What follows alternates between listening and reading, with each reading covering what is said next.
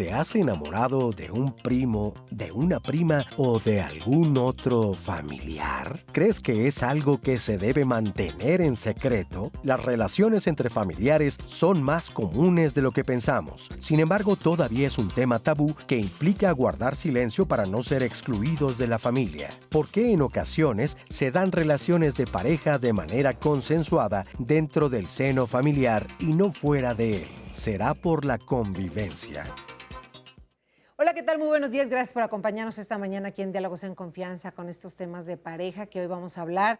Enamorarse de un familiar. ¿Qué implica todo esto? ¿Cuáles son los vínculos que se dan y las repercusiones que pueda tener quizá con la sociedad, con la familia? ¿Cómo lo ve la familia? Y también, por supuesto, haremos un recorrido por la historia de aquellas personas que han sido personajes importantes en la historia de nuestro país y del mundo y que se han enamorado de algún familiar. ¿Cómo se han dado estos encuentros y estos vínculos? Quédense con nosotros para hablar de este tema. Si tienen alguna historia que compartir al respecto, nos encantaría, por supuesto, que la hicieran a través de las redes sociales.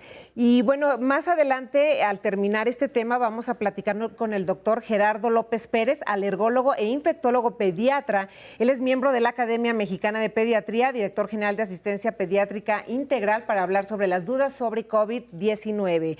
Y además, le quiero dar la bienvenida a nuestros compañeros de lenguaje de señas mexicana. Nos acompaña en esta ocasión Luis Alberto Mujica y Lía Vadillo. Y también a partir de hoy, Natalia Jiménez en las redes sociales. Qué gusto saludarte, Natalia. ¿Cómo estás? Bien, gracias, Carmen. Un placer estar contigo y con Igualmente. todas las personas que nos ven en casa.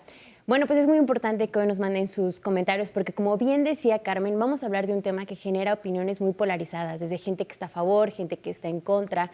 Y no solamente vamos a hablar del entorno familiar y de pareja, sino también desde una perspectiva antropológica y social, cómo es que se dan estas relaciones a través del tiempo entre familiares. Nos pueden encontrar en todas las redes sociales, en Facebook, en Twitter y en Instagram. Y si no nos puede ver a través de la señal del 11 en su televisión, nos pueden ver a través del Facebook Live y también en el portal www.canal11.mx/diálogos.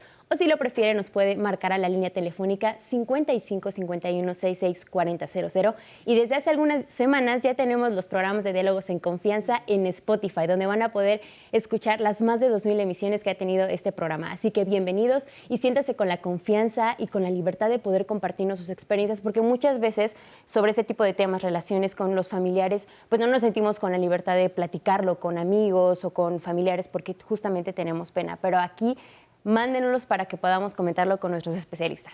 Así es, a quienes les damos la bienvenida se encuentra con nosotros Edith Yesenia Peña Sánchez, doctora en Ciencias Antropológicas, especialista en Antropología Sexual y de Género y maestra en Ciencias Médicas. Qué gusto tenerte aquí, Muy buenos días, al contrario, con un tema muy polémico, pero muy importante de tratar, ya que enamorarse entre familiares es más común de lo que parece. Exacto. María Antonieta García Ramos, médica sexóloga y psicoterapeuta. Bienvenida, María Antonieta. Gracias, feliz de estar nuevamente en Diálogos. Igualmente. Y bueno, sí, el tema es bastante interesante y también invitaría a la reflexión y a que manden sus mensajitos de qué es lo que, cómo les ha ido, si se han enamorado de algún primo, de alguien, Exacto. que nos cuenten un poco.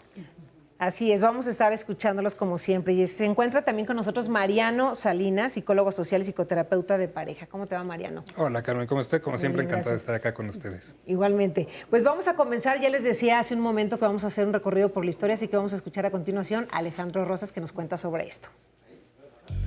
Es más común de lo que se cree, sobre todo en otros tiempos, lo que se llaman los matrimonios endogámicos o las relaciones endogámicas, que suponían que gente de la misma raza o de la misma religión o del mismo origen familiar pudieran seguir reproduciendo, digamos, el linaje.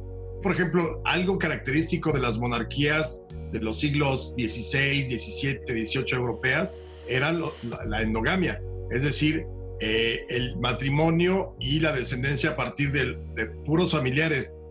Esto es cuando a las familias son de abolengo o creían ser de abolengo, de sangre azul, y entonces buscaban que el linaje no se perdiera, que la sangre no se mezclara, ¿no?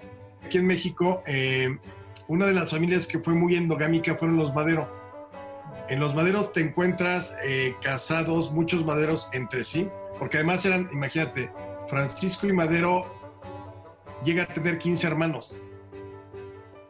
Entonces, pues obviamente, digamos, entre el primer hermano y los últimos, pues había una diferencia de, ¿qué te gusta? 10, 12 años. Entonces después, pues la hija quizá de los últimos hermanos Madero se podía casar con el tío, con el primo, y entonces eso es muy común. De hecho, en el caso de Francisco I. Madero, el que fue el presidente, ahí fue muy interesante porque él rompió, digamos, la endogamia dentro de su círculo cercano. Gustavo no, Gustavo se casó con Carolina Villarreal Madero. O sea, en algún momento dado ellos eran primos. Hay casos, y en la historia hay uno muy representativo de personajes que se casaron entre familiares. Uno de ellos es, creo que el más conocido, y si no es conocido, pues hay que hablarlo, fue Porfirio Díaz, que se casa con Delfina Ortega, que es su sobrina, la hija de su hermana Manuela. Y eso es muy curioso porque realmente se casaron por amor, no había ningún interés, no había ninguna necesidad tampoco de un linaje ni nada por el estilo. Yo creo que se enamoraron bien, perdieron como 4 o 5 niños o embarazos, digamos, y solo sobrevivieron 2, Porfirio Díaz hijo y Luz Victoria, que eran los 2 hijos de ese matrimonio. Delfina siempre vivió muy atormentada por eso, debido a que pues ella pensó que Dios los estaba castigando. Francisco González Bocanegra, que es el compositor de la letra, o es el autor de la letra del himno nacional, se da a conocer este concurso de hacer la letra para un himno nacional en 1853-54. Su prima, con la cual luego se casaría, lo encierra, y esa toda la historia creo que es muy conocida, lo encierra en una habitación en el despacho para que escriba la letra, y hasta que no termine de escribirla no va a salir. Bueno, esa relación al parecer eran primos, pero no era mal visto que te casaras con la prima. Fue pesando socialmente conforme las propias sociedades crecieron, y de pronto vieron que no era lo normal que dentro de las familias se casaran, sino que más bien lo normal era que las familias crecieran hacia afuera, no hacia adentro. Pero yo creo que eso ya es muy del mediados del siglo XIX y y fue aumentando hasta el siglo XX. Gracias, Alejandro Rosas. Muy interesante lo que nos acaba de comentar, y como bien lo decías, Yesenia, y lo escuchábamos también en la voz de Alejandro, que este tipo de relaciones son más común de lo que imaginamos, ¿no? Y se daba en tiempos atrás, y no sé si ahora se sigan dando. ¿Será que dejamos de ver este tema y no lo estamos visibilizando en los tiempos que estamos viviendo actualmente, o todavía se da este tipo de relaciones entre familiares? Sí, se siguen dando este tipo de relaciones, pero creo que tendríamos primero que posicionar a qué le estamos llamando amor. Okay. ¿Por qué familia y por qué se dan estas relaciones de vínculos afectivo-eróticos? Y para eso me gustaría platicar 4 elementos básicos. El primero es que el tipo de pareja que se llega a dar cuando tú no conoces al familiar y de repente son presentados, y a esto se le llama atracción sexual genética. Y ha habido varios casos en la historia de la humanidad. El segundo elemento es cuando la pareja son parientes, pero son parientes que por linaje, por herencia, por otros elementos que no tenían que ver con el amor, sino las necesidades de mantener esa línea patriarcal y esa herencia, se unen y llegan a formar hijos, ¿no? Y que son bien vistos, sobre todo en la línea de primos, hermanos hacia atrás principalmente. La otra es cuando son pareja y son familiares políticos. Ejemplo, tengo una relación con este hombre, me casé, termino la relación y a la siguiente relación que tengo es con mi hijastra, con mi hermanastro, con mi tío político. Y hay una cuarta, y esa es una medular en la que se posicionan muchas leyes de carácter punitivo y moral, que es la formación de pareja en el seno familiar consanguíneo, donde tendríamos que empezar a dividir cuándo es una relación consensuada, libre, entre pares, adultos, y cuándo podemos hablar de una relación de manipulación, de coerción o de abuso que puede llevar al incesto. Estos 4 elementos es lo que se habla de un tabú del incesto o una prohibición y regulación de cómo siempre en las culturas y en las sociedades hay un mecanismo de control y de orden, y particularmente está sujeto a la sexualidad, de con quién podemos establecer alianzas, matrimonios, parejas, aparejamientos y finalmente la vida y la práctica sexual. Antonieta. Sí, coincido absolutamente con lo que dice Yesenia y me parece justo muy importante poder hacer como mucho énfasis en el tema de las relaciones consensuadas entre adultos, que son que tendrían que ser libres y justamente desde su propia decisión y libertad de elegir con quién se emparejan y cómo se emparejan. Y la otra que es a partir de la coerción o a partir de la relación de poder, donde hay un uso y abuso del poder y donde en este uso y abuso del poder se están violando libertades de las personas. Claro. Entonces creo que sí serían como dos cosas que habría que separar y que ambas se siguen presentando hasta nuestros días y que una es, por supuesto, una situación que es punitiva, o sea, tiene un carácter, por lo menos en México y en muchas partes del mundo, un carácter legal y que puede ser sancionado. Entonces, creo que hacer esta división creo que es muy importante para iniciar el programa. Y respondiendo a la pregunta, sí, las relaciones entre familiares es muy común, desde etapas tempranas, durante el aprendizaje erótico sexual de las personas, nos vamos relacionando con las personas que tenemos como pares. Esto es, vamos teniendo juegos eróticos con el primo, con la prima, con los hermanos, y esto, como son de la misma edad, son cosas que van haciendo que los seres humanos vayan aprendiendo sobre su cuerpo, sobre la forma como relacionarse con los otros y cómo va funcionando esta interactuación. Se comienza como un juego, no ves una diferencia porque es una convivencia tan cercana con tu primo, con tu prima, con alguien par. Así es, porque empiezan a construirse las relaciones interpersonales. Se construye la relación entre personas, pero además, o sea, yo contigo, que nos estamos viendo, que estamos juntos, pero además yo descubro y te enseño. Tú descubres y me enseñas. Y yo te veo y yo eso no lo veo en mí y entonces aprendo de ti. Entonces es una interactuación donde el conocimiento está todo el tiempo reforzándose. Entonces, y además generalmente estas vivencias son placenteras y van modificándose a lo largo de la historia.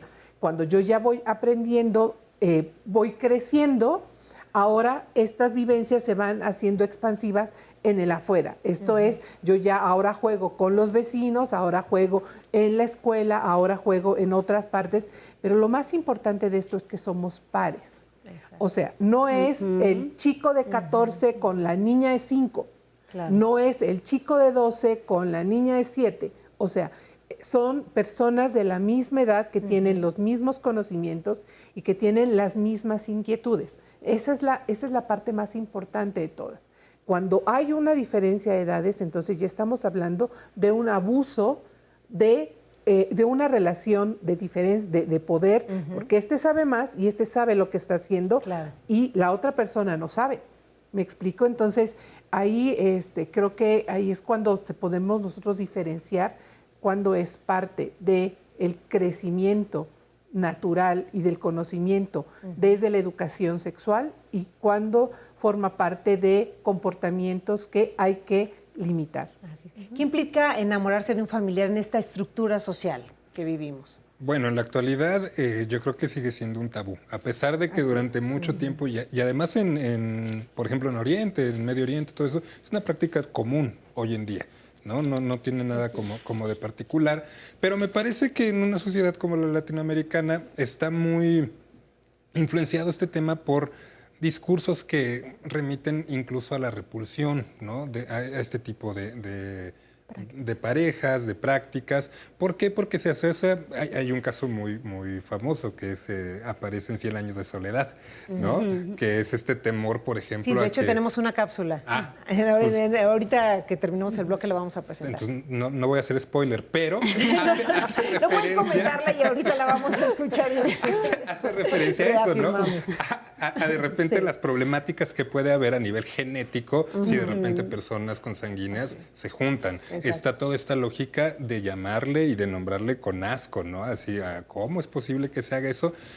Pero en realidad, como es muy común, pasa. Entonces lo que sucede es que lo primero que le va a ocurrir a estas personas es que lo puede vivir con mucha culpa, ¿no? ¿Por qué? Porque esto implica ser señalado por todas estas voces que tenemos que nos dicen eso estuvo mal, implica romper reglas sociales, pero que están más bien ordenadas desde el rango de lo moral. Entonces, en ese sentido, siempre es una represión muy fuerte la que se vive. Entonces, enfrentarse a todo eso que puede llevarte hasta los grados de romper relaciones familiares. O de suicidio.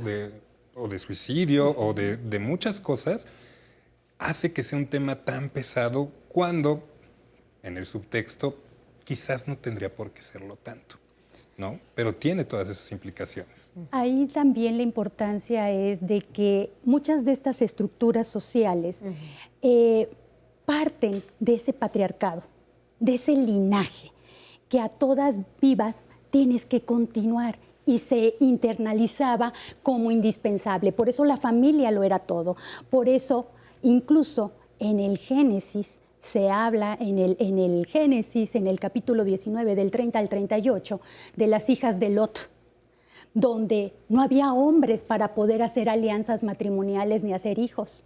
No había manera de hacer parejas, pero ellos tenían que dar continuidad al linaje. Y entonces hacen una estrategia para poder tener relaciones con el padre y tener hijos. Otro de los grandes ejemplos ya de culturas faraónicas han sido, pues precisamente, la conservación del linaje de Dios gobernador, a través de padres a hijos y a través de entre hermanos, pero solo se da en esa clase social, no en la masificada. Claro. Entonces estamos hablando de que también la clase, la jerarquía, el momento y la trayectoria histórica, el contexto y las ideologías religiosas van a penetrar. En la actualidad ya hay otros mecanismos de biopolítica, de cómo gestar y administrar los cuerpos, los sujetos, las intersubjetividades, pero aún así muchos de esos atavismos de esas épocas se han quedado en la actualidad, y entre ellos es justo con quienes mantenemos contacto sexual, en primer grado, en segundo, en tercero, o definitivamente se pueden liberar. Y esto dependerá justo de la ideología de cada uno de nosotros y de nuestra conciencia. Si estamos cargados de conflictos, si estamos cargados, o somos muy rígidos, como nos decía en antesala esta Javiera, del castillo de la pureza. Cuando vivimos en un castillo de la pureza, que no nos socializamos y no tenemos contacto con otros, pensamos que esta es nuestra normalidad. Y en el momento en que salimos afuera, en nuestros segundos procesos de socialización, empezamos a comparar nuestra vida, y es donde nos percatamos: Dios, tuve un contacto con mi hermano, Dios, tuve un contacto con mi padre. Y entonces empiezan las culpas, porque están todos estos mecanismos. Pero muchas veces estos mecanismos no operan de la misma manera y gravedad como pensamos en forma moral o en forma legal. Y entonces hay que buscar consejería y apoyo para poder discernir lo que está pasando ahí, porque muchas voces te dicen está mal, está bien, otras te dicen es un castigo, vas a tener hijos anormales, pero la realidad son tus tomas de decisiones. ¿Puedes conciliarlo o no lo puedes conciliar? Exacto, y cómo es que asimilas estas estructuras sociales, ¿no? Y cómo estás consciente de lo que tú estás sintiendo y de lo que estás viviendo con lo que te están diciendo los demás, y cómo debes regir tu vida. Vamos a continuar después de esta pausa aquí en Diálogos en Confianza. Aunque su matrimonio era previsible desde que vinieron al mundo, cuando ellos expresaron la voluntad de casarse, sus propios parientes trataron de impedirlo. Tenían el temor de que aquellos saludables cabos de dos razas secularmente entrecruzadas pasaran por la vergüenza de engendrar iguanas. Ya existía un precedente tremendo. Una tía de Úrsula, casada con un tío de José Arcadio Buendía, tuvo un hijo que pasó toda la vida con unos pantalones englobados y flojos y que murió desangrado después de haber vivido 42 años en el más puro estado de virginidad, porque nació y creció con una cola cartilaginosa en forma de tirabuzón y con una escobilla de pelos en la punta. Una cola de cerdo que no se dejó ver nunca de ninguna mujer y que le costó la vida cuando un carnicero amigo le hizo el favor de cortársela con una hachuela de destazar. Fragmento Novela 100 años de soledad.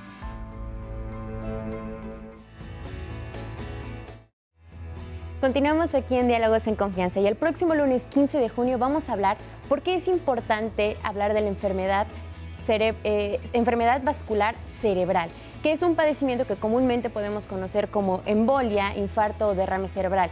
Y para que vaya considerando la importancia de este padecimiento, de acuerdo con la Organización Mundial de la Salud, es la segunda enfermedad que causa mortalidad en el mundo y es la primera que causa invalidez. Entonces es demasiado importante que en estos momentos hablemos de esta enfermedad para que podamos identificar sus causas, también cuáles son los síntomas y no confundirlos con otras enfermedades y sobre todo para tener las herramientas necesarias para saber actuar ante este padecimiento y también para ayudar a nuestros familiares. Así que no se lo pierda el próximo lunes aquí en Diálogos en Confianza. Y continuando con el tema de hoy de las relaciones entre familiares, vamos a ver un testimonio que nos compartieron. Sí, yo alguna vez me enamoré de mi primo.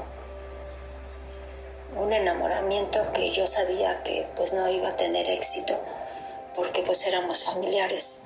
Sin embargo, yo sentí esas emociones bonitas de enamoramiento porque lo que yo había empezado como una broma pues se convirtió en algo real, ¿no? Que yo sentía pues esa emoción tan bonita de gusto de saber que yo le gustaba a mi primo y él también sí me gustaba. Pero yo sabía que esa relación no se podía dar, puesto que éramos familiares.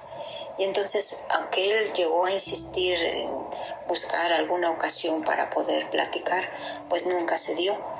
Y pues nos despedimos. Después él se fue a estudiar a otra ciudad. Yo igual me vine para México. Y pues ya no nos llegamos a ver. Pero con el tiempo él me llegó a buscar. Y pues sí, yo me sorprendí porque pues dije, pues él me sigue queriendo. Tan es así que me vino a buscar, pero pues yo seguía con mis ideas de prejuicio, de miedo, de vergüenza, porque decía yo, esta relación no se puede dar porque pues somos familiares, se va a ver mal ante la sociedad, el pueblo se va a enterar, pues éramos de un pueblo tan pequeño. Como se dice, pueblo chico, infierno grande, ¿no? Entonces, pues, esa ocasión que él me vino a buscar, yo lo rechacé y fui muy grosera con él, a pesar de que yo sentía todavía esa atracción por él, pues le dije que no, él insistía en que quería verme, pero yo le llegué a decir que, pues no, hoy lo sigo viendo, pero pues ya para mí ha quedado claro que pues fue una relación muy bonita, pero que hasta ahí quedó y que no se dio pues por mi desconocimiento. Agradecemos el testimonio de esta mujer que nos comparte cómo vivió el enamoramiento por parte de ella y de su primo. Al parecer su primo también le correspondía en esta parte de la atracción. ¿Esto se podría decir que es un amor platónico, es un amor real? ¿Y cómo se vive? ¿Y qué haces con la culpa y la vergüenza que puedes sentir a lo largo de muchos años? Porque ella hasta la fecha lo sigue sintiendo, ¿no? Exacto. Bueno, Antonieta. Creo que primero habría que separar el enamoramiento del amor. Okay. Para poder ir entendiendo cómo se vive. Uh-huh. El enamoramiento tiene una característica importante que es una sensación de bienestar que se percibe en todo el cuerpo y que es ansiosa placenteramente. Uh-huh. Entonces, el enamoramiento como tal es dado por un proceso bioquímico que está separado de la voluntad. Esto es, yo no decido enamorarme de, solo lo vivo, lo siento. Y además, la sensación de ansiedad y de necesidad es muy grande. O sea, yo necesito verte, necesito escucharte, necesito tenerte cerca, aunque no nos hablemos, yo con que te vea es suficiente. Entonces, el cuerpo sí está como reaccionando siempre placenteramente. Solo que es involuntario, bioquímico y finito. Esto significa que termina. Tiene un inicio y tiene un fin. Así es. Y no se vuelve a dar con la misma persona. Hay investigadores que dicen que dura entre 1 año y medio, 2 años, o puede durar hasta 3 años. Entonces, baja un poco la curva del enamoramiento y de ahí se puede volver a elevar para hacer como el extensivo a 3 años de la curva del enamoramiento. El amor es un sentimiento básico que nosotros tenemos desde etapas muy tempranas y que la sensación es también es placentera, pero es un placer como tranquilo, es más apaciguado que el enamoramiento. Desde el amor no necesariamente yo tengo estados eufóricos. El deseo sexual se parece al enamoramiento. Que el deseo sexual se vive como una ansiedad placentera que se presenta energéticamente, es muy energetizante y lo que hace es que se me antoje estar contigo, la cercanía contigo, solo que es el inicio de la respuesta sexual. Después de ello puede venir la excitación y el orgasmo. Con el enamoramiento no necesariamente. Con el enamoramiento puede haber deseo sexual, pero son cosas separadas. Y si le sumamos el factor prohibido, ¿qué pasa ahí? Muchas mujeres, vamos a ver, muchas mujeres tienen prohibido, sí, es que muchas mujeres tienen prohibido tocar el cuerpo, sentir el cuerpo, masturbarse. Y entonces, cuando descubren que tienen deseo sexual, lo confunden con enamoramiento. Porque el enamoramiento está permitido socialmente hablando. Es más fácil nombrar el enamoramiento que el deseo sexual. Es más fácil y menos estigmatizado decir estoy enamorada de ti a decir te me antojas. O sea, cuando yo le digo a alguien te me antojas y quiero tener un encuentro sexual contigo, de inmediato soy descalificada. No así en el caso de los hombres. Los hombres sí pueden decir tengo deseo sexual. Aunque si se lo dicen a una mujer van a decir ¿y qué crees que yo soy qué? ¿No? O sea, por supuesto, cuando hablamos de vida erótica, estamos hablando también de muchas construcciones sociales que son prohibitivas. Entonces, haciendo esta separación, cuando una persona se enamora de un primo, de un tío, etcétera, esta sensación es involuntaria y tiene que ver con agentes bioquímicos. Y es muy importante separarlo. ¿Por qué? Porque yo puedo quererte mucho y no estar enamorada de ti. Puedo estar enamorada de ti y no necesariamente tener que ser una pareja, seas quien seas, o sea, seas o no seas mi familiar. Y sí pasa el enamoramiento entre familiares. Entonces, ¿se va a terminar? Sí, sí se va a terminar. Tendríamos que vivir la experiencia la estás viviendo tú, porque además la otra característica del enamoramiento es que es absolutamente personal. Sí. Si yo estoy enamorada de ti, no necesariamente tú estás enamorada o enamorado de mí. Exacto. Entonces, no hay una reciprocidad. Cuando sí la hay, entonces aquí es cuando tú estás enamorada y yo también estoy enamorada, entonces se unieron los dos enamoramientos y la vivencia es como magnificada. ¿Me explico? Explosiva. Sin embargo, también algo que es importante es que aunque yo no puedo detener mi enamoramiento, sí puedo detener mis conductas. Y mis conductas yo sí puedo decidir si me relaciono o no me relaciono contigo. Y aquí la prohibición que tenemos socialmente hablando, por lo menos en el Estado mexicano, de relacionarnos con nuestros familiares, sí existe.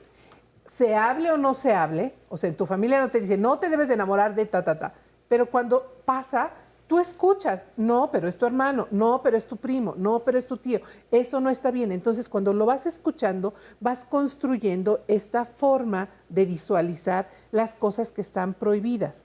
Y por lo tanto, cuando vives el enamoramiento o vives la atracción sexual, lo primero que aparece es una sensación de vergüenza. Yo no debería de estar sintiendo esto. Y lo que puede suceder es que haya ocultamiento. Si esto sigue pasando, pero además se consuma en algo, en un abrazo, en un beso, en tener un encuentro erótico, en lo que sea, después puede venir la culpa. Esto es, una sensación de esto no está bien y merecemos un castigo. Y esta es una parte muy importante, porque el merecemos un castigo, toda esta construcción que yo tengo, yo me voy poniendo castigos a mí y por supuesto permito que otros vengan y me castiguen a mí. Vamos a escuchar a continuación una cápsula que preparamos aquí en el equipo de producción de Diálogos en Confianza sobre la endogamia. Escuchemos y ahora comentamos. ¿Por qué gozan de tan mala fama las relaciones entre familiares? José Mancilla, antropólogo urbano y miembro del Observatori d'Antropologia del Conflicte Urbà y del Institut Català de Antropología, hace una retrospectiva para este rechazo ancestral y explica que para el antropólogo Levi Strauss, la prohibición del incesto se debe a la exigencia de la búsqueda de alianzas, ya que el ser humano se dio cuenta de que tenía que establecer alianzas con otros grupos por su propia supervivencia, y que casarse dentro de un mismo círculo mermaba las posibilidades de subsistir. Por eso comenzaron a establecerse relaciones de afinidad y reciprocidad con otros círculos, y de esta manera se forjaron alianzas con carácter firme y duradero. A partir de entonces, las distintas civilizaciones han incorporado esta prohibición, pero siempre adaptándola a sus propias necesidades. Por ejemplo, el antropólogo afirma que en el catolicismo existe esta restricción entre hermanos, padres y madres, pero no entre primos. La explicación se podría encontrar en la necesidad que tenían los monarcas europeos de mantener las alianzas entre reinos, y es por eso que los casamientos entre familiares eran tan habituales. Sin embargo, Estados Unidos es un país en donde la religión desempeña un papel fundamental a la hora de dictar las conductas sociales. En aquellos estados con una mayor presencia de sectas protestantes, se han promulgado leyes que penalizan la consanguinidad y evitan la expansión de las minorías inmigrantes. Eso explicaría que, en lo que respecta a las dinastías monárquicas, la consanguineidad, lejos de ser tabú, es algo que se asume como normal. Y Yesenia, ya nos habías comentado un poco sobre esto, la línea consanguínea al inicio de este programa, ¿no? Lo importante que es para algunas culturas justamente conservar este linaje y, bueno, en otras culturas quizás se vea mal. Exacto, de ahí que se generan formas de control social y orden social. Y una de las principales formas de generar esto es el sistema sexogénero. Es decir, cuáles son los papeles que debe de cumplir una mujer y un hombre a nivel de género y a nivel sexual. Y esto va de la mano con las estructuras sociales, ¿no? El tipo de parentesco, pero también con el tipo de formación moral. Judeocristiana, musulmana, etcétera. Cualquiera va a generar de manera transversal prerrogativas específicas para los comportamientos. Y nuestra cultura mexicana pues emana de toda una cultura ancestral judeocristiana por la colonia y por supuesto occidental. De ahí que viene la cosificación de la mujer, del cuerpo sexuado de la mujer y de la mujer para otros. En ese sentido, las prácticas abiertas que tuvieran relación con el aparejamiento entre familiares, pues generan culpa a la mujer por la inquietud, porque este es el territorio de batalla, el cuerpo, porque hay una biografía de los roles que debo de cumplir y porque hay una trayectoria histórica familiar que habitualmente nunca nos dicen cuál es el proyecto de familia. Si va a ser endogámico para cuidar cosas, herencias, linajes, o va a ser exogámico. Y por eso muchas leyes, en México la tenemos actualmente, el Código Penal de la Ciudad de México, pues habla que este tipo de circunstancias forman parte de todo esto de falta de libertad, de falta de seguridad sexual y sobre todo del problema de la falta de desarrollo psicosocial cuando se presentan los incestos en línea directa u horizontal. Muy diferente a los primos. Claro. Y por eso sigue siendo muy vigilado. Tenemos varios comentarios en las redes sociales, ¿verdad, Nati? Sí, Carmen, ya tenemos bastantes. Nos comentan en Facebook, mis padres son primos hermanos. Desde mi punto de vista como hija, todo fue muy normal. Una familia común y corriente. También nos comentan, un tema bastante escabroso que al menos en mi familia nunca fue permitido por la religión católica. Mis padres sí me llegaron a hablar de esto, pero nos decían que por ser la misma sangre, los hijos salen con defectos. Varios comentarios van en este mismo sentido, que tenemos la idea de cuando hay una relación de consanguinidad, hay defectos genéticos, o incluso aquí en un comentario nos decían, los primos no se podían casar y tener hijos porque salían locos.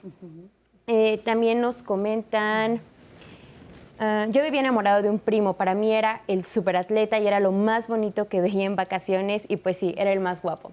Y otro comentario, actualmente se sigue dando ese enamoramiento. Tengo un hijo adoptado, casado con una de mis hijas. Esta también es otra línea, cuando no necesariamente hay una relación familiares genética ni de sangre, pero que son políticos. En este caso, un hijo adoptivo aún genera cierto rechazo entre las familias, posiblemente. Y nos dicen en inbox, mi abuela materna tiene un medio hermano cuyo hijo conocí desde niña. En algunas ocasiones jugamos, pues solo nos llevamos por un año de diferencia. Lo recordaba como un tío o un primo.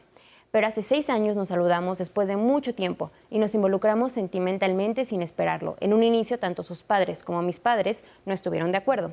Pero como nos llevamos bien, eso quedó atrás y seguimos con una relación de noviazgo.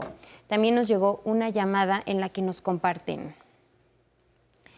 Me enamoré de un tío y hasta tuvimos relaciones sexuales. Seguimos viéndonos, pero ya no de la misma manera, ya que no queremos lastimar a nuestra familia. Seguramente esto permaneció en el secreto. Y en Twitter, Le Miguel nos dice, implica desafiar un tabú. Uno de sus especialistas invitados dijo una vez, y yo suscribo, que si 2 adultos en pleno uso de sus facultades eligen estar juntos, nadie tiene por qué interferir, así se trate de parientes. Y ya que incluso el término es endogamia, un fenómeno que es originado por las personas que no viajaban y las comunidades eran pequeñas. Todos eran parientes de los demás del pueblo. Exogamia es lo contrario, abrir la posibilidad de encontrar una persona sin ningún parentesco. Fuereño, dice mi pueblo. Eso es lo que nos han comentado. Ahí están los comentarios. Mariano. Bueno, a mí lo que me gustaría hacer es, para aterrizar como otro lado del tema, creo que hay que hacer la diferencia entre un poco lo que decías, estos procesos de enamoramiento que se refleja en la llamada, ¿no? Del primo que lo espero cada verano porque es lo más maravilloso que tengo. Es muy atlético. ¿No? Porque es atlético, y todas las fantasías que eso conlleva, ¿no? Seguramente. Eso y el elegir ser pareja de alguien. O sea, sí son cosas aparte, como efectivamente lo planteabas. Y aquí creo que es importante partir que, ya sea familiares o no, elegir una pareja es complicado. Va muchísimo más allá de solamente partir de este primer impulso del enamoramiento y va muchísimo más allá de elegir un par de cosas de pues me gusta y nos llevamos bien y con eso es más que suficiente para ser pareja. Es muchísimo más complejo y es muchísimo más rico. Aquí el punto es que cuando nos enfrentamos a una decisión en este sentido que implica también ingresar la parte de que estoy a lo mejor pensando ser pareja de un primo, todo eso, creo que es importante ubicar a todo lo que se nos va a venir encima, ¿no? A nivel de moral. ¿Por qué? Porque también, como lo decías, siempre hay discursos y siempre hay reglas que procuran regular a las sociedades. Y particularmente desde hace muchísimo tiempo, una de las mejores maneras de tenernos como muy controladitos es a través de controlar la sexualidad. ¿Por qué? Porque en realidad el problema no es que te enamores de un primo, el problema es que te acuestes con un primo. El problema es sexual, la cosa es esa, que muevas el orden de la familia. Que muevas el orden. De la familia. Entonces, en ese sentido, yo sí creo que hay que hacer esa separación. A ver, no estamos hablando de que se te antoje el primo o no estamos hablando de que te enamores y que lo vuelvas una fantasía. Estamos hablando ya de una decisión de ser pareja que solamente puede ser tomada, o en teoría debería ser tomada por personas conscientes, que es ahí donde entra el otro nivel de lo que hablaban, de no estar relacionándose en pares. Y que esto no necesariamente tiene que ver con una cosa nada más de edad. Por ejemplo, en el caso de Anaïs Nin, ¿no? Una escritora muy famosa que tuvo una relación con su papá. Ahí la cantidad de cosas a nivel psicológico y familiar que se movían era impresionante, que evidentemente había una relación de abuso y también problemas psicológicos muy profundos de ella. Entonces no es nada más una cuestión de edades o de género, más bien estamos hablando de crear y darle a la gente herramientas suficientes para que tome una decisión consciente de a quién elegir como pareja, incluso si llegan a ser sus familiares, ¿no? Porque sí me parece que es importante ubicar que incluso en esos términos, de repente dejarse mover por todo este discurso moral, por todo el discurso que tiene que ver con el control desde la sexualidad, en general es mala idea y también incluyen este tipo de relaciones con familiares, ¿no? Entonces, hacer esa diferencia me parece que es fundamental. Sí, algo muy importante es que somos seres sociales y que tenemos que tener presente ese contexto. Por eso sí son importantes las relaciones de género, sí son importantes la atmósfera biológica, la atmósfera psicológica, pero también se nos olvida un cuarto poder, un quinto poder, que son los medios de comunicación, que son todo lo que comunica y transmite. Tenemos hoy en día un género de pornografía muy amplio que se llama Faucet, que es exclusivo para casos de incesto, por ejemplo, que son fantasías que se tiene como mecanismo para que no se lleven a la vida real. También otro mecanismo de control y de fantasía. Pero también hay una literatura muy amplia que viene desde Edipo Rey de Sófocles, ¿no? El Juego de Tronos, el beso, hasta muchas experiencias reales que hoy en día entran en conflicto. Uno de los casos más sonados de la diferencia de por qué primos sí, desde primos hermanos hacia atrás, y no hermanos y no padres, más allá de las cuestiones de los atavismos biológicos o la degeneración de la especie, como mucha cuestión religiosa lo plantea, es que encontramos el caso de Alemania de los dos hermanos, de Susan y Patrick, del 2012, donde son dos hermanos que son separados. Él regresa con la madre biológica, conoce a la chica, 8 años de diferencia de edad, la chica 16 años, se aparejan, tienen hijos, y él es encarcelado, 3 años. Porque en Alemania el incesto entre hermanos o la cópula entre hermanos es un delito actualmente. La chica tiene un trastorno psicológico de personalidad y 2 de los chicos tienen una diversidad funcional. Y que ese es un caso. Otro de los casos emblemáticos actualmente es el caso de Almudena en España, donde es una madre que encuentra que hay un contacto en línea directa, pero la chica es menor de edad, la niña es menor de edad, y ella hace la denuncia y hace todas las acciones por la causal de incesto. En España también existe, ¿no?, este tipo de cópula que se da, y el problema aquí es que el padre defiende su derecho de paternidad, de ver a la niña, y entonces él la demanda por alienación parental. Y entonces se tiene que gastar una fortuna en multas para que no vea a su victimario. Entonces son muchos elementos que van más allá en estas redes sociales y que en ocasiones no percibimos. Por la otra parte, hay un contenido, digamos, coloquial en la experiencia de los grupos del pasado, de poner estos tabús y estas normas y regulaciones. Hablaban algunos mensajes por ahí del atavismo biológico. Sabemos que es un mito, sin embargo, a nivel genético se ha hablado mucho de características de mutaciones resilientes que cuando coinciden, que son familiares consanguíneos, se eleva un poquito el porcentaje, pero no quiere decir que aparezca. Pero a través de la historia, como una de las cápsulas lo dijo, está la enfermedad de los reyes, la hemofilia, por el contexto de la endogamia, que no hay flujo genético, por ejemplo.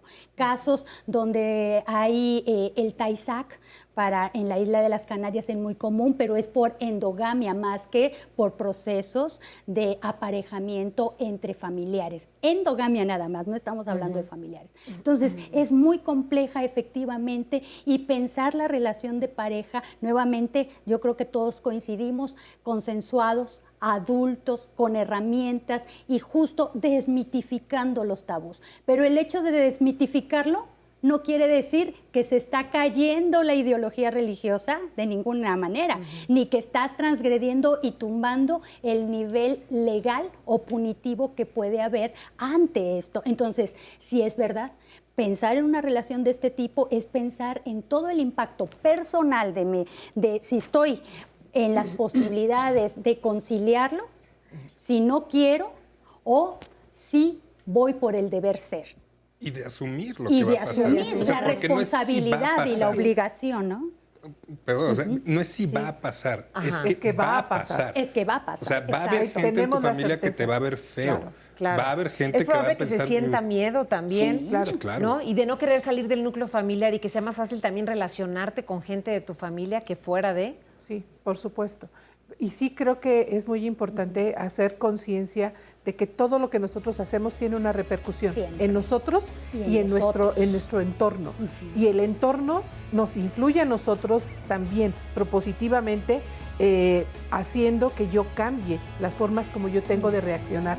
Entonces, cuando yo hago esa conciencia, puedo tomar determinaciones y ver que sí tengo que asumir que esto que yo voy a hacer, esto que vamos a hacer, aunque sea consensuado, aunque nosotros lo querramos, va a tener una consecuencia en la familia, en nuestro entorno y del entorno para nosotros. Y hay que asumirlo y ver qué vamos a hacer al respecto en cada uno de los puntos para no maltratarnos y no violentarnos. Eso es cuando ya lo tienes consciente de lo que estás sintiendo por el otro familiar. Pero es todo un proceso, porque todo esto que acabamos de mencionar, todo está entretejido. Así es. Por eso se vive con mucho miedo. Pues vamos a continuar con este tema que implica enamorarse de un familiar después de esta pausa. Volvemos. Charles y Emma Darwin tuvieron 10 hijos, de los cuales 3 murieron prematuramente y otro a causa de una fiebre escarlata. Ambos eran primos, y esto no representaba un escándalo ni una práctica nueva, ya que las dos familias practicaban la endogamia desde hacía varias generaciones. Debido a esto, Darwin se dedicó a estudiar a profundidad el efecto nocivo de la endogamia en 57 plantas distintas, y lo que encontró es que la descendencia era más pequeña, florecía más tarde, tenía menos peso y producía menos semillas que aquellas plantas que no eran fruto de la consanguinidad. Tanto le inquietaron sus resultados que se sirvió de sus contactos políticos para conseguir que el Parlamento incluyera en el censo británico una pregunta específica para el estudio del matrimonio consanguíneo. Incluso su hijo George se vio influenciado por los miedos de su padre, al grado que se dedicó a estudiar detenidamente estos resultados para llegar a la conclusión de que los efectos negativos no eran importantes en familias criadas con buenas condiciones de vida como la suya. Continuamos aquí en Diálogos en Confianza y el próximo viernes vamos a hablar sobre la crisis de la mediana edad que se presenta en los hombres, una etapa que ocurre entre los 40 y los 50 años y sobre la que hay muchas ideas preconcebidas y también incluso se llega a ver de manera como caricatura, como divertida, porque a veces los hombres se piensa que viven otra vez su adolescencia, empiezan a salir con mujeres más jóvenes, algunos abandonan a sus familias, comienzan a comprar autos lujosos o simplemente incurren en acciones que antes no presentaban, actividades arriesgadas, quieren ser aventureros. Pero ¿realmente esto es cierto? ¿Todos los hombres viven esta crisis de la mediana edad? De esto vamos a platicar el próximo viernes porque también es muy importante saber si todos la presentan. También cuál es el peso social que hay en un hombre a partir de los 40 años, qué es lo que espera la sociedad y que puede convertirse en una carga para ellos, así como también cuáles son los cambios que enfrenta su cuerpo y que probablemente puedan estar relacionados con lo que se conoce como esta crisis de la mediana edad. No se lo pierdan el próximo viernes aquí en Diálogos en Confianza. Y continuando con el tema de hoy, vamos a ver un testimonio sobre los matrimonios entre primos. Vivo con mi primo hermano, es mi pareja. Tenemos ya juntos 23 años, tenemos 4 hijos. Me embaracé, pues la familia se enteró. Primero pues no lo aceptaron porque pues la familia es mi primo hermano. Entonces pues sí se dio ahí como que fricciones entre las 2 hermanas, porque somos hijos de hermanas. Pero bueno, pues o lo tuvieron que aceptar o se fue dando con el tiempo. Él empezó a venir a mi casa. Bueno, de hecho venía a mi casa, pero después empezó a venir como que con más frecuencia y yo pues lo veía más seguido. Entonces comenzamos a salir, pero yo siempre lo vi así en el plan de primos. Y salimos y esto y lo otro, y pues mi mamá siempre me dejó salir con él. Entonces llegó el momento en que él sí fue el que se me aventó. Y yo dije, no, eres mi primo, y no, empecé a rechazarlo, pero él insistió. Seguimos ahorita viviendo juntos. Tenemos, pues yo creo que como todas las parejas, problemas y no problemas, alegrías, tristezas. Nos ha tocado pasar por situaciones muy difíciles con nuestros hijos. Mi hija, pues, nació con problemas, pero no fue por lo que somos, sino ella tuvo problemas al nacer. Entonces todos, mi familia decía que pues que a lo mejor era un castigo de Dios. Nos ha tocado pasar cosas muy duras, pero creo que eso ha hecho que nuestra relación como pareja, como primos, como familia, se haya hecho más fuerte, se solidifique. Yo volvería a pasar por todo lo que he pasado con él, porque eso me ha hecho pues crecer, madurar, me ha hecho darme cuenta que soy capaz de amar con esa intensidad. Y digo, bueno, como todos tengo un super genio, pero así está conmigo. Entonces, pues quiere decir que sí hay algo fuerte, ¿no? Pues a mí no me importa el amor entre familiares, para mí simplemente es amor. Muchas gracias a esta mujer por compartirnos su testimonio. Es una relación de 25 años donde ya están establecidos como una familia y demás, y quizá han pasado por algunos conflictos con los familiares también que han estado fuera de y que a veces no entienden la relación entre la misma familia. Por aquí, relacionando esto, porque nos decía esta mujer, es que él de repente se me aventó, ¿no? Y aquí nos dice Alonso Pérez, de una prima, pero bueno, dice, no me enamoré de ella, me atraía sexualmente y la neta me la quería dar. Se lo dije y no lo tomó mal, pero nunca pasó algo, qué triste. O sea, él como que se quedó con las ganas de que pasara algo con la prima, a pesar de que sí se aventó, pero no sucedieron las cosas. ¿Qué tan conflictivo es el aceptar que los hijos se están relacionando? La familia, ¿cómo ve esta situación que se están relacionando con los hijos de otro familiar? Antonieta. Es muy complicado porque a lo primero que le pega es al miedo, a la crítica, el miedo al rechazo. O sea, cuando nosotros empezamos a revisar en la clínica qué es lo que pasa qué te pasa a ti cuando descubres que tu familiar, tu hija, tu hijo está teniendo encuentros con un primo, etcétera, la primera respuesta es, nos va a castigar Dios, o ¿qué van a decir los demás? O ¿qué van a decir que yo hice mal? ¿Qué hicimos mal nosotros? Y esto, al final de cuentas, son miedos. Miedo al rechazo, miedo a la violencia. O sea, todos los miedos se conglomeran y estos miedos hacen que nosotros pongamos mayores restricciones, pero además que empecemos a violentar. Y algo que sucede es que todo lo que va pasando, decía ella, y tuvimos un niño que estuvo enfermo. Claro, tuvo algunos fue problemas. por causa de eso. Sí. Nos peleamos, es por causa de eso. O sea, exacto, todo entonces lo que pasa negativo, que pasa en la vida, se lo atribuyen justamente a ese castigo divino por haber hecho algo que está prohibido y que la gente mira como antinatural. Porque entonces yo necesito validarlo y para validarlo tengo que ponerlo como algo enfermo, algo antinatural, algo promiscuo. Entonces le tengo que dar un calificativo para poder argumentar que lo que estás haciendo no está bien. Pero los miedos son parte de lo que más hay. Y después empieza a haber como una situación de irnos metiendo y dejar de socializar con el resto de la familia. Si no nos peleamos, nos metemos y entonces ya no nos relacionamos con la familia y nos aislamos. Hay personas que incluso se tienen que cambiar de ciudad, de país, para poder llevar sus relaciones adelante. Y muchas de ellas son relaciones que duran mucho tiempo, como cualquier otra relación de pareja, donde la construcción de la relación pues es de dos.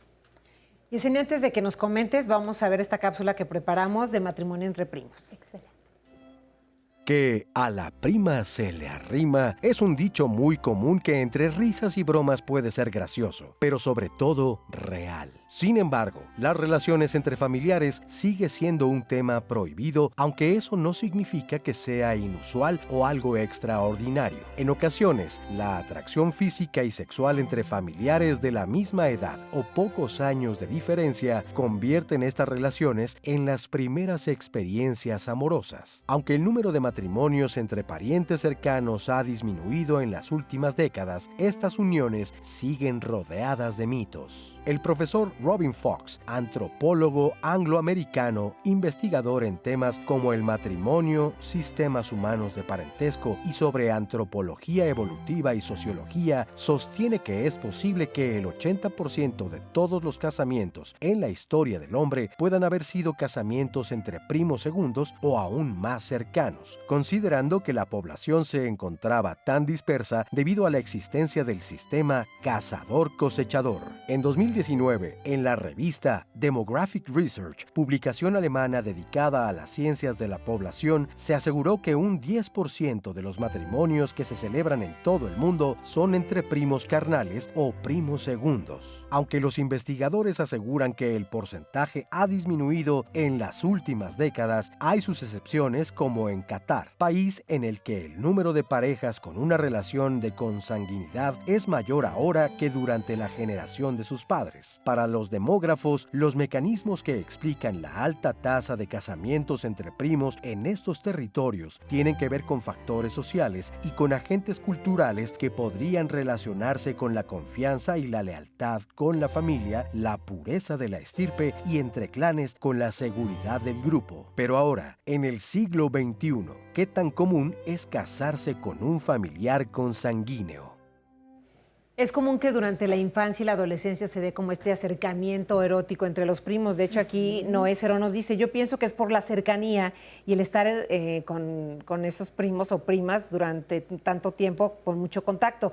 A veces el miedo a conocer a alguien nuevo o diferente a su estado emocional. Es un excelente tema. Muchas gracias, Noé. Exactamente. Estamos acostumbrados a relacionarnos solamente con los sujetos que están dentro de la casa. Y cuando nos toca salir, pues es un reto. Es un reto, cuáles son mis gustos, cuál es mi color favorito, tengo algún tipo específico corporal que me atraiga, no lo sé, los voy a estar descubriendo. Y este enfrentamiento me permite a mí reinventarme y generar identidad. Una identidad que va a ir a la par con esa identidad familiar, en la construcción de mi personalidad. Y muchas veces se puede romper de acuerdo al tipo de educación y si hubo o no procesos de abuso, de violencia, de discriminación interna. Entonces, no suele ser sencillo esta fase. Y precisamente por eso uno busca como grupos de pares donde se sienta uno seguro para las primeras experiencias. Y aparte, si nos vamos un poquito más atrás en la historia, 2, 3 generaciones de nosotros, ¿qué creen? Tener una pareja es altamente costoso. Se invierte tiempo que no nos dejaban salir. Se invierte dinero que no se tenía, porque entre los pobres, los más pobres son los adolescentes y los jóvenes, porque dependemos. Entonces las posibilidades se cierran. Entonces, al cerrarse esas posibilidades, pues te brilla el ojo en lo más cercano que tienes. Y volvemos a esta expresión. ¿Es amor? ¿Es respeto? ¿Es agradecimiento? ¿Es enamoramiento? ¿O es pulsión sexual? Es ese deseo sexual. Y de ahí la necesidad de buscar las herramientas y los mecanismos para diferenciar. Porque muchas veces es el tío que siempre viene y me quiere mucho y todo, y me va tan mal en la casa que nada más que me agarre el pelo, yo ya estoy feliz y me siento bien. Y a lo mejor él lo puede ver de manera propositiva porque él es el adulto y yo no, y no pasa nada. Pero a lo mejor hay un interés y puede haber manipulación. O a lo mejor sigue fomentando la relación y cuando yo crezca le puedo declarar mis sentimientos. O sea, hay muchas posibilidades Y de ahí la importancia, nuevamente, de informarnos y tener las herramientas para poder discernir en esta complejidad de nuestras emociones, de nuestros sentimientos, pero sobre todo de nuestras relaciones, que es donde me voy a materializar como sujeto, ¿qué es pertinente para mí? ¿Qué me hace feliz? ¿Qué me da tranquilidad? Y pues con los testimonios nos damos cuenta que estamos viviendo una época donde la gente ha requerido valor para poder responsabilizarse de sus sentimientos amorosos.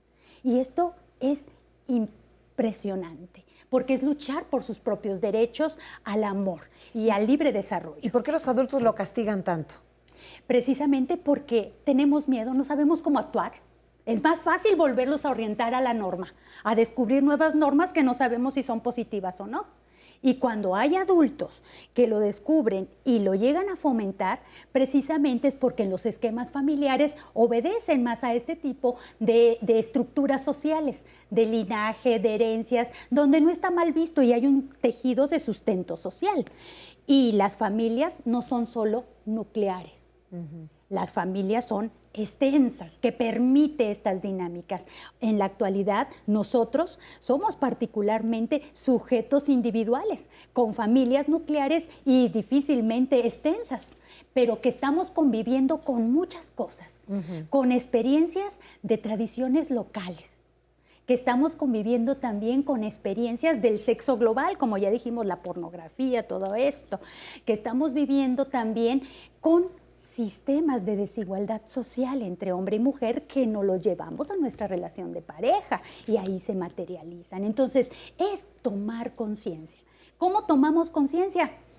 Socializándonos. No podemos vivir encerrados y cuando estamos viendo que nos están generando barreras, aguas, esa pareja me está pues segregando de todo lo demás que me permitiría a mí comparar, reflexionar y sobre todo tomar una decisión. Y si esa decisión es propositiva para ambos, excelente y a continuar. Si esa no es propositiva para mí, a terminar y otra cosa mariposa.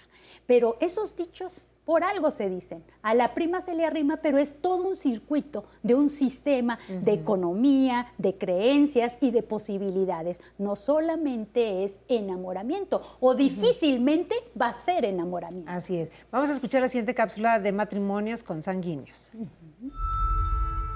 En Estados Unidos, los matrimonios consanguíneos siguen prohibidos en 31 estados.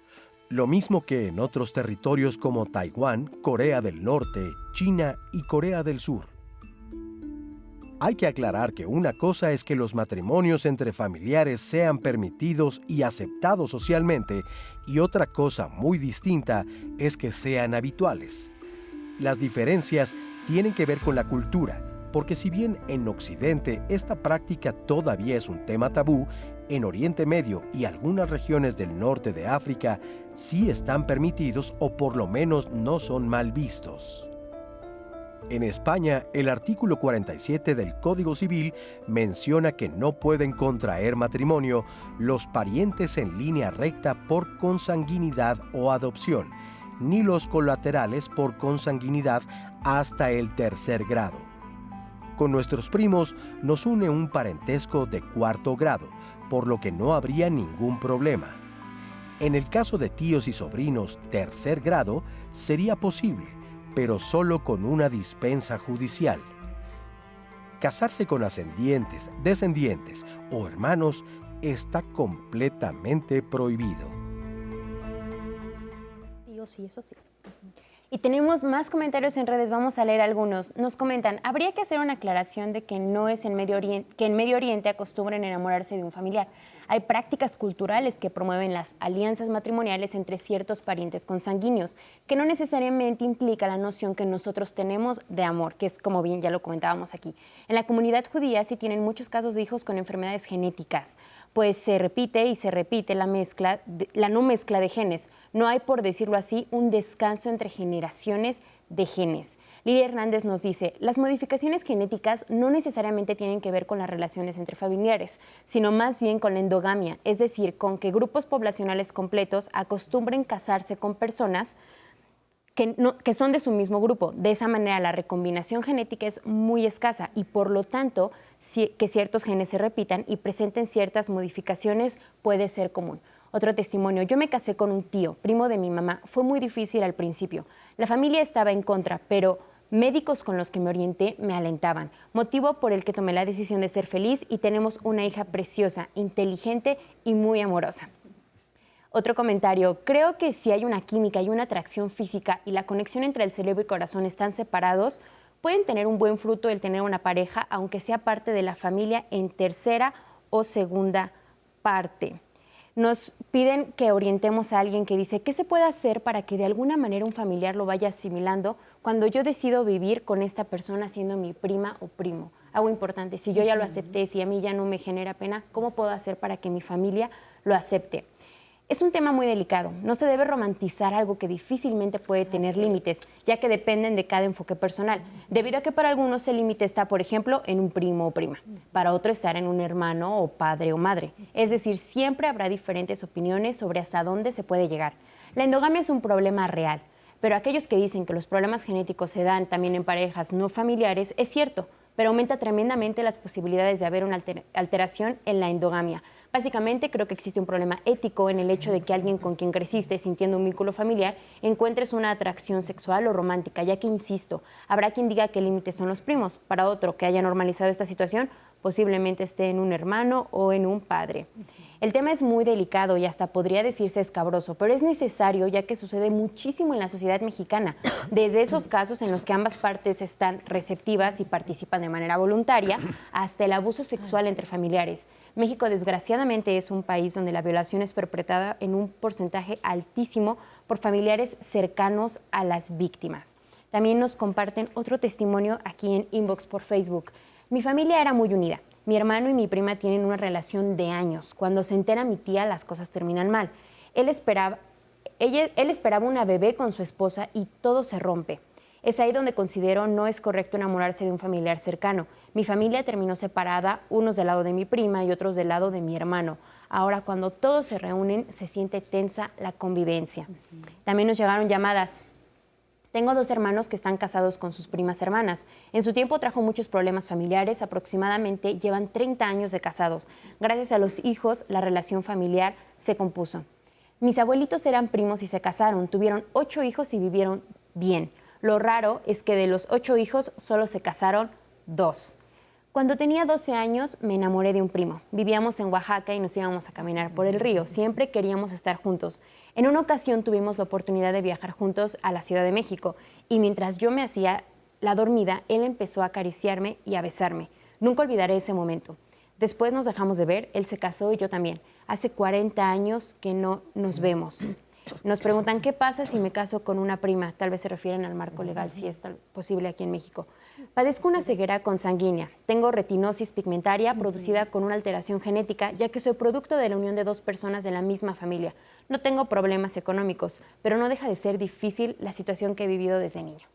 Así es. Así, respondiendo un poco lo que nos acaban de comentar en las redes sociales y esto del marco legal que decía Natalia, y bueno, relacionándolo con la cápsula de matrimonios consanguíneos, aquí en México, ¿cómo estamos? Creo que ustedes querían comentar algo al respecto, ¿no? Bueno, hay un sistema nacional de seguridad pública que habla de las relaciones, ¿no? Se habla de, desafortunadamente, los procesos de relación de pareja conocidas como incestos, aparecen dentro de los abusos sexuales 25,270, ¿no? Llevamos en el primer semestre del 2019. Dentro de estos, solo 17 casos se ven como incesto a menores.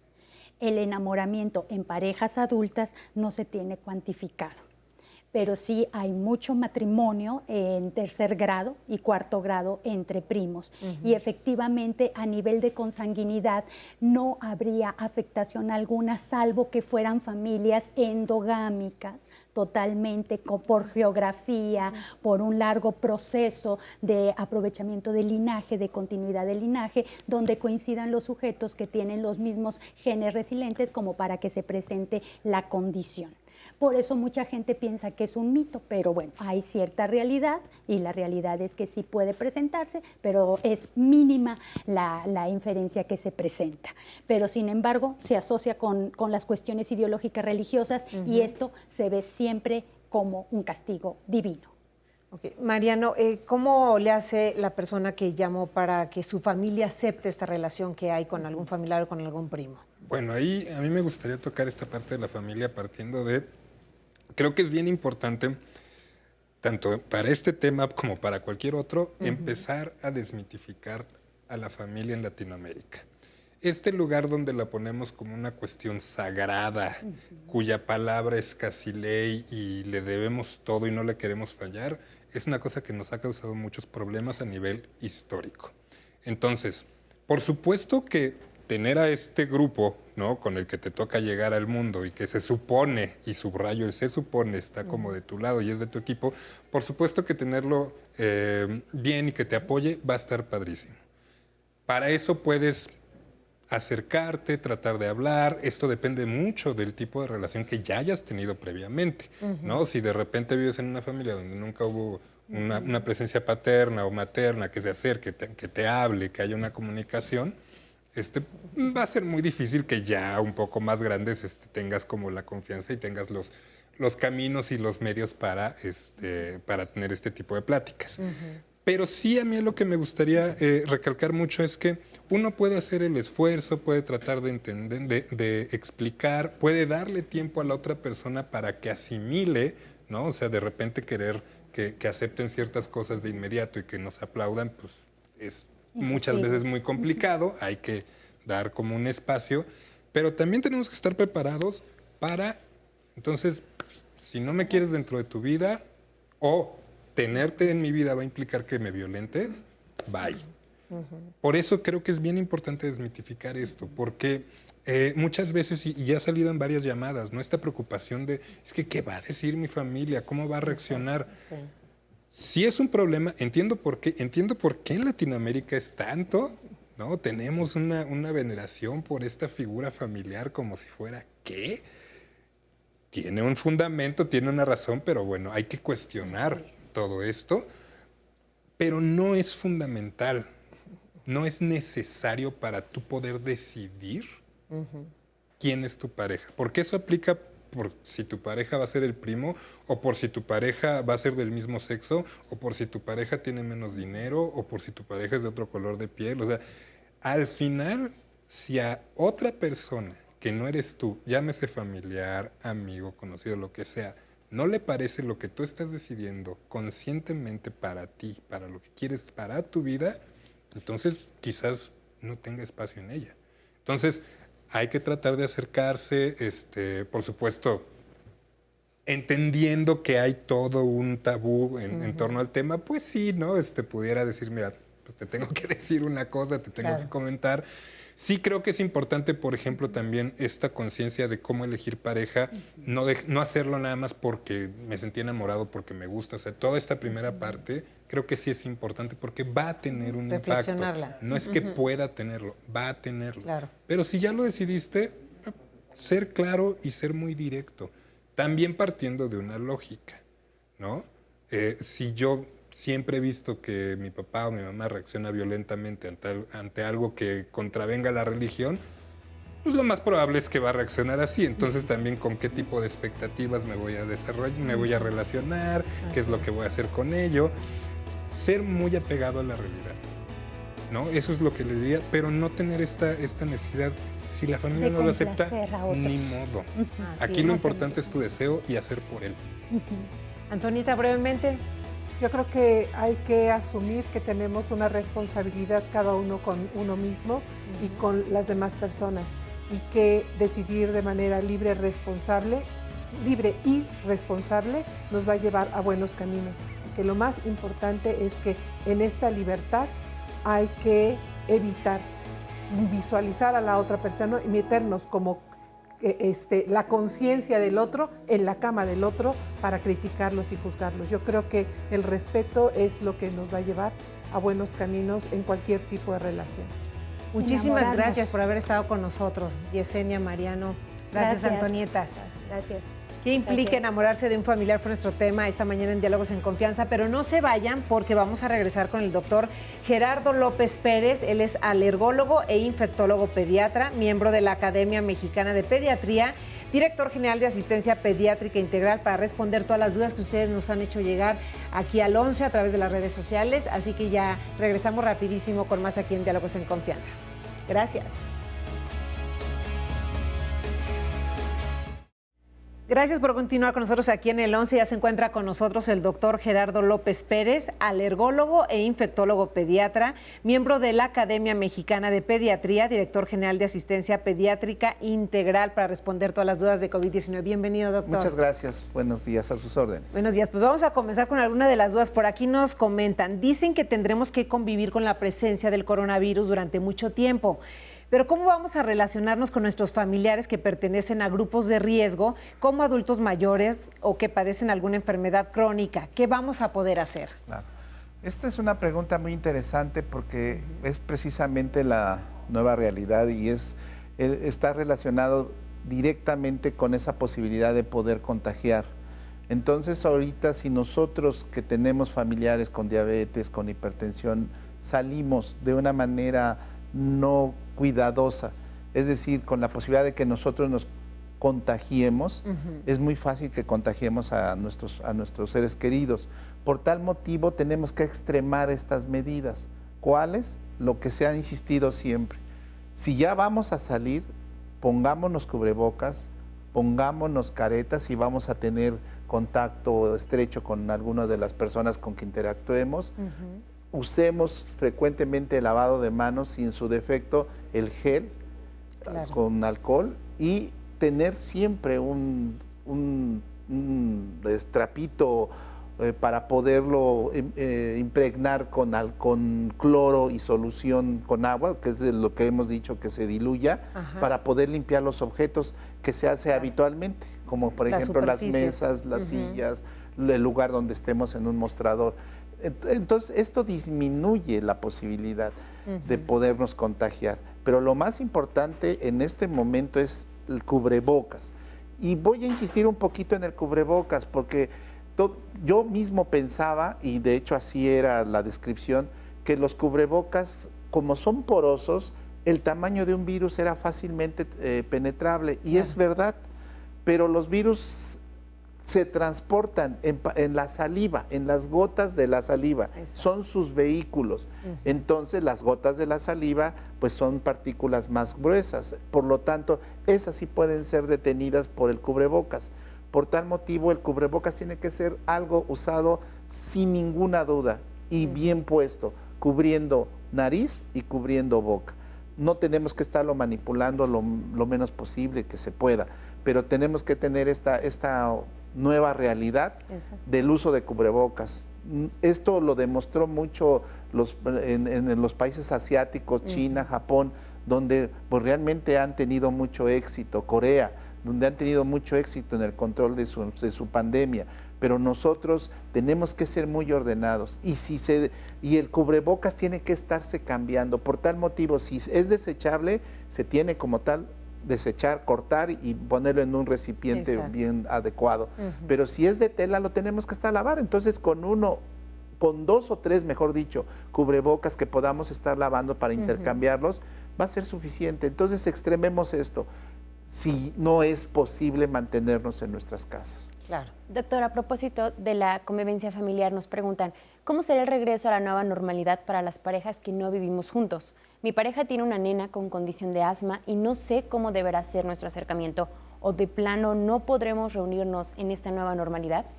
Volvemos a lo mismo, esto es, sí se va a poder, digo, muchos ya lo están haciendo, pero no hay que hacerlo con esta ligereza de no tener la precaución que antes mencioné del cubrebocas y el lavado de manos, la careta si es necesario. Pero si vamos a regresar y estar en contacto con otros seres que vamos a visitar a otras casas, a otros domicilios, pues igual tenemos que entender que si vamos a tener un contacto con alguien que tenga una enfermedad del corazón, asma o que tenga una situación de enfermedad como diabetes, pues limitar esas visitas. Ahora, si es muy necesaria esta visita, pues yo creo que la nueva normalidad o la nueva realidad implica también modificar quizá esa situación, no de distanciamiento personal, porque el acercamiento es espiritual, no vamos a entrar en ese detalle, pero sí tenemos que hacer un esfuerzo para cuidarnos, porque si no esto puede propagarse y no acabar nunca. ¿Y se debe evitar el contacto físico, por ejemplo, en este caso, que su pareja puede besarlo, lo puede abrazar? Pues sí, fíjense que algo muy interesante, se ha estado mencionando que si el virus llega a la boca, entonces se puede transmitir a través de la saliva, y esto es efectivamente cierto. Entonces hacer enjuagues. Y hace una semana ustedes entrevistaron a la doctora Mayra Torres, una odontopediatra, y sugería el lavado, el enjuague bucal con solución de isodina.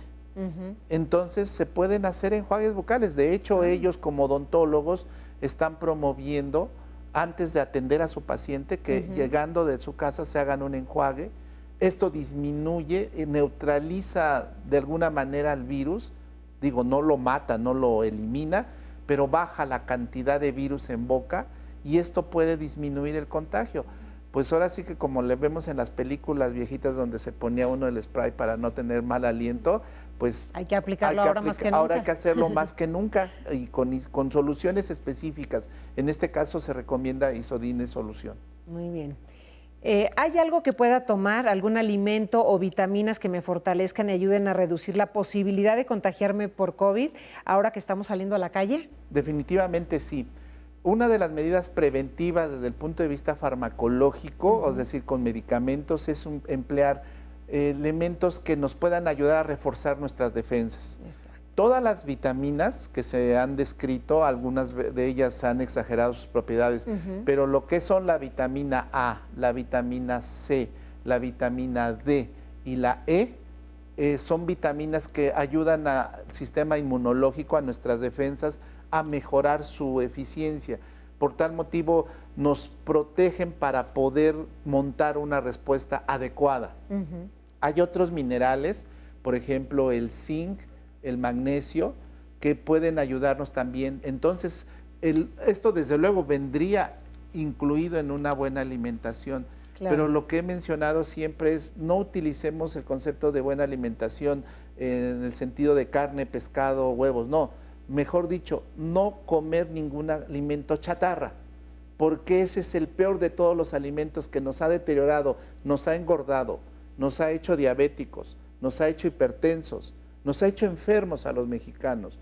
Entonces, esta nueva realidad implica cambiar nuestros hábitos alimentarios. Gastamos más en refrescos y gastamos más en alimentos procesados que preparar un alimento habitual mexicano, que es el que nosotros conocemos. Entonces, no desdeñemos nuestra comida, al contrario, favorezcámosla. Yo sé que ahorita el costo de la carne, el costo del pescado puede ser muy alto, pero utilicemos los alimentos que están accesibles, no los alimentos procesados. Esos son los que nos van a deteriorar y nos deteriora nuestro sistema de defensa. Doctor, igual nos llegó una duda a inbox respecto al COVID. Quisiera saber, ¿es recomendable ir a nadar a una piscina? Bueno, en teoría no pasa nada porque estamos en un agua clorada, no pasa nada. Lo ideal es que no tengamos un acercamiento. Entonces, esa restricción ahorita en gimnasios y en zonas donde estemos en contacto muy estrecho con las personas, quizá a lo mejor en la piscina no, pero en los vestidores a lo mejor ahí vamos a tener el contacto con las personas. Entonces, mantengan esa distancia relativa de 2 metros, que es lo mínimo necesario para poder evitar ese contagio. Entonces, aquí lo que nosotros sugerimos es, sí, hagan ejercicio al aire libre en albercas, pero limiten dentro de lo más posible, eso sí es responsabilidad de los administradores de estas albercas, el aglomeramiento de tantas personas. Aquí nos comentan sobre el aislamiento de adultos mayores. En casa vivimos 3, de 67, 64 y 60 años, además de una hija, mi nieta y bisnieta. Mi hija y mi nieta salen a trabajar en empresas farmacéuticas y esa es mi mayor inquietud porque entran y salen. Hay niños pequeños y adultos. ¿Qué tan riesgoso es todo este movimiento que tenemos en casa y qué tanto nos podemos contagiar? Muy riesgoso, no puedo decir que sea inocuo, pero ellas precisamente deben de tener esa precaución que ya señalamos y volvemos a insistir. El empleo de todas estas medidas que ya se mencionaron para evitar tener esa posibilidad de contagio y contagiar a los demás. Entonces, extremar esas medidas. Israel Mesa a través de Facebook nos pregunta, ¿qué pasa con personas inmunocomprometidas bajo tratamiento de inmunosupresión? Esto es muy importante. Los inmunocomprometidos por medicamentos son aquellas personas que tienen cáncer, que fueron trasplantados de hígado, de riñón, de médula ósea. Entonces toman medicamentos para mantener esos trasplantes o toman medicamentos para evitar que esa enfermedad se incremente como lupus, artritis, etcétera. Entonces estas personas son de muy alto riesgo. De hecho, en los niños es muy alta la posibilidad que ellos, como los que tienen inmunodeficiencias o los que tienen trasplante por alguna razón, se puedan infectar muy gravemente. Estas personas son de mucho cuidado y tienen que mantenerse en aislamiento completo. A mi esposo le diagnosticaron COVID-19. Se aisló 20 días dentro de casa y ya retomó sus actividades. Sus hijos y yo tenemos gripe común, aparentemente desde hace una semana. ¿Hay probabilidad de habernos contagiado? Esto es súper interesante. Las personas que han adquirido coronavirus en la familia, en teoría, deberían de monitorizarse con pruebas a los contactos. Si yo ahorita, digo, en un ejemplo, los 3 que estamos aquí, uno está y tenemos convivencia, uno sale positivo, tenemos la obligación, primero médica y segundo moral, de identificar si estamos contagiados también nosotros. ¿Por qué? Porque a lo mejor no me pasa nada a mí, me contagié pero no me enfermé, no me sentí mal, no me deterioré, me dio una gripita. Pero yo traigo virus y si me voy a la casa de mis abuelitos o voy a ver a mi pareja que tiene bronquitis, precisamente porque no la he visto en 1 o 2 semanas, la voy a contagiar. Entonces, cuando ustedes escuchen que no me hago pruebas porque me siento bien, eso no se vale. Eso no se vale, moralmente no se vale. Es irresponsable. Es una responsabilidad de todos nosotros. Tan responsable es la persona que no se vacuna en el caso de influenza, como tan responsable, me refiero moralmente, a una persona que no se hace una prueba cuando tuvo contacto con alguien que está enfermo. Y un contacto estrecho, desde luego. Entonces, aquí es donde tenemos que emplear este concepto y algunas veces es controvertido con algunas posiciones diferentes. Pero desde el punto de vista médico estricto y lo que se señala en todas las publicaciones científicas es contactos cercanos, se hacen pruebas para ver exactamente la posibilidad y el manejo epidemiológico. Primero, saber si se contagió y segundo, aislarlo y mantener las medidas en mayor extremo como las que señalamos. Nos comparten, tengo un paciente con un tumor cavernoso en la cara. Se le iba a realizar un procedimiento para permear arterias, pero por el confinamiento me cancelaron la cita y no sé qué tanto puede esperar. Ya está vascularizado. Bueno, este tipo de tumores afortunadamente no son de una evolución maligna. Entonces ahorita todos los hospitales de tercer nivel, que son los que se dedican a hacer ese tipo de procedimientos, han mantenido o cerrada algunos de los servicios.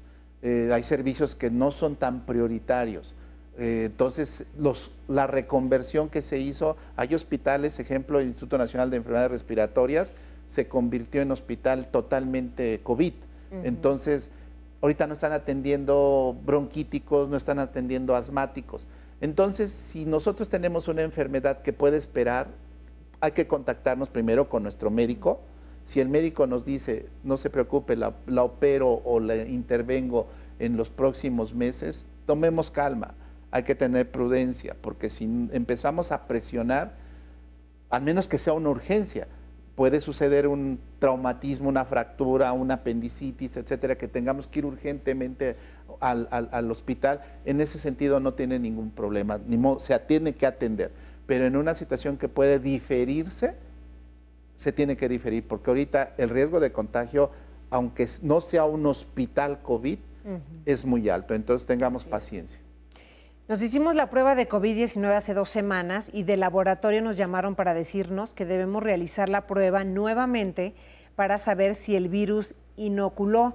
No sabemos qué hacer porque tendríamos que esperar otros 4 días más para el resultado y ya serían 20 días de aislamiento. ¿Qué me pueden decir? Necesito una orientación.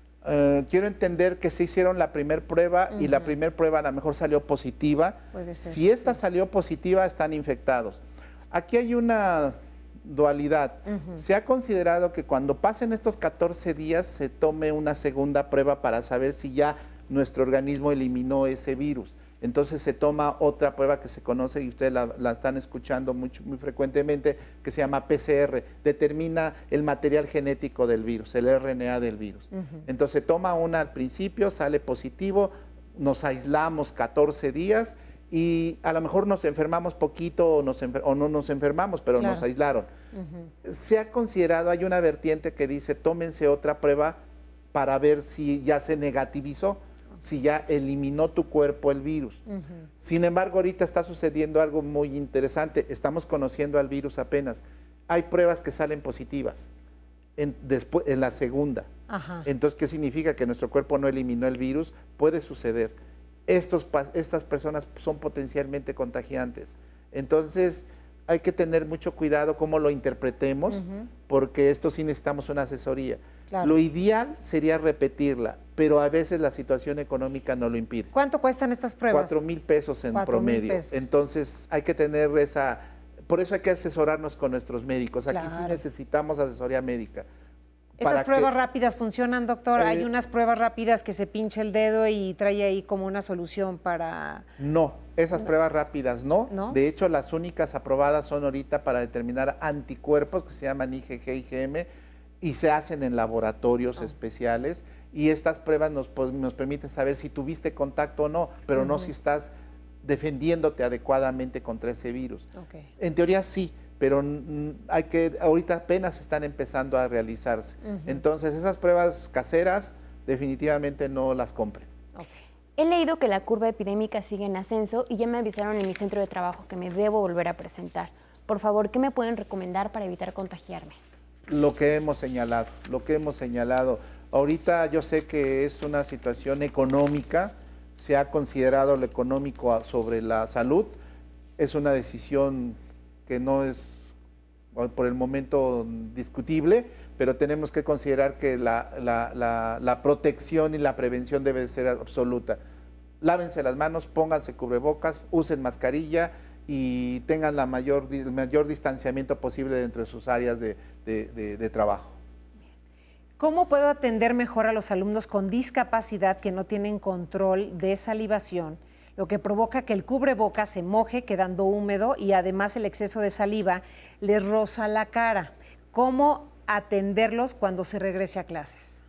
Esto es una situación muy importante. Sí.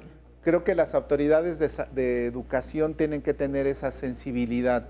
Hay grupos vulnerables, grupos especiales, grupos con alguna discapacidad que tienen o con alguna alteración en su función que pueden condicionarles riesgo. Yo creo que aquí tenemos que ser muy prudentes y solamente permitir el regreso de población pediátrica a la escuela que sea necesariamente controlable. Algunos grupos vulnerables yo creo que deben de tomarse con mucha precaución. Sabemos que muchos de ellos tienen que llevarlo los papás porque tienen que ir a trabajar.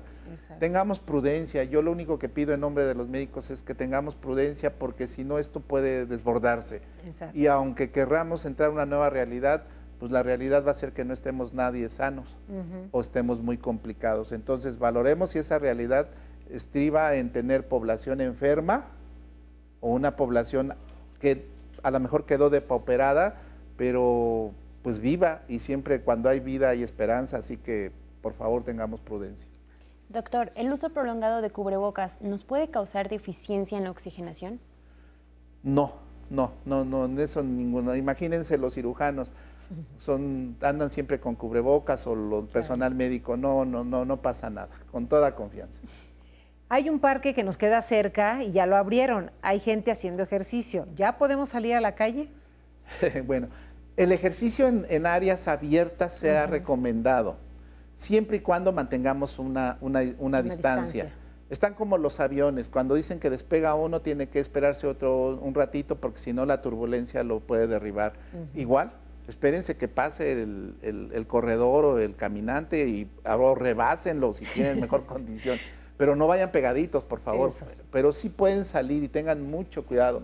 Y de una vez a colación de esto, por favor, que esta nueva realidad nos evite a otra cosa importantísima que se me está olvidando. Dejen de fumar, por el amor de Dios. Dejen de fumar, porque el tabaquismo es lo que está condicionando ahorita mucho de la mortalidad en México. Claro. Entonces, por favor, dejen de fumar. Nos preguntan en Facebook, he tenido bronquitis en los últimos 2 años. ¿Qué medidas de prevención debo tener para este regreso a clases? La misma, no sé por qué la bronquitis, pero si es fumador, se vino a colación, deje de fumar, pero si va a regresar, lo mismo, tiene que mantener. Y consultar a sus médicos, porque si ya está una persona con asma, con bronquitis, con enfermedades riníticas como rinitis alérgica, etcétera, tienen que asesorarse de sus médicos para no suspender en ningún momento el medicamento que están usando. Es muy común que ahorita digan, pues ya, ahorita estoy en la casa, me siento bien, voy a dejar de usar mi aerosol, mi spray en la nariz. No, esto al contrario, tenemos que reforzar todo el tratamiento. Mi vacuna de alergia la tengo que estar usando si es que el médico alergólogo me la recetó. Entonces tenemos que mantener el tratamiento continuo. Después, eso sí va a bajar nuestra respuesta inmunológica y podemos tener una recaída.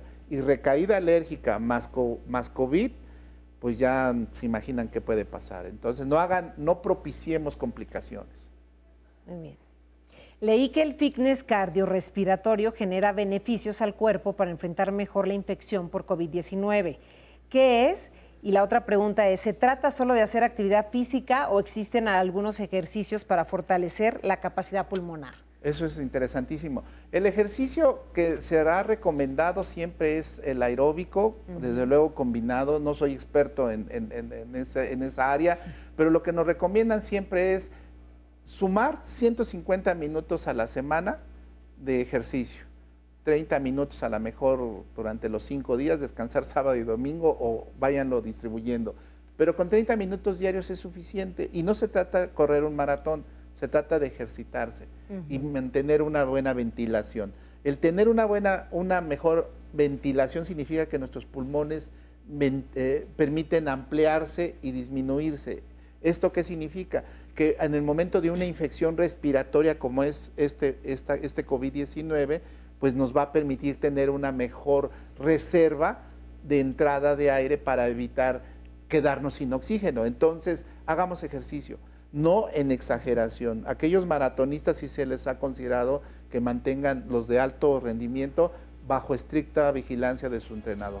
O sea, tenemos que hacerlo moderadamente. Moderadamente. Pero no dejar de hacer ejercicio, de mantenernos activos. Sí, además de que ahorita el confinamiento nos puede también aumentar de peso. Eso también nos desestresa, ¿verdad, doctor? Sí. Muchísimas gracias por estar con nosotros, al doctor Gerardo López Pérez. Muchas gracias por la invitación, a sus órdenes. Natalia, muchas gracias. Muchas gracias, Carmen. Un placer estar hoy platicando contigo y gracias a todas las personas que nos vieron a través de las redes y la señal del 11. Así es, gracias a todos ustedes por su presencia aquí en Diálogos en Confianza y por supuesto nos vamos a despedir con un tema inspirador, muy adecuado para estos tiempos que estamos viviendo. Yo soy Carmen Muñoz, ha sido un placer estar con ustedes. Hasta siempre.